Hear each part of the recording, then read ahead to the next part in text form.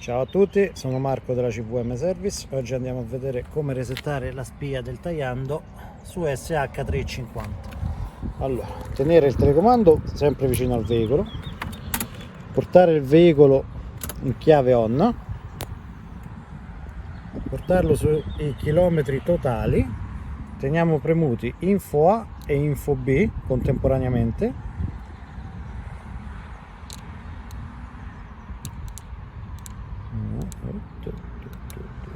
Ecco qui. Ok, l'orologio è in lampeggio, siamo nella modalità del cruscotto, ci muoviamo con info B.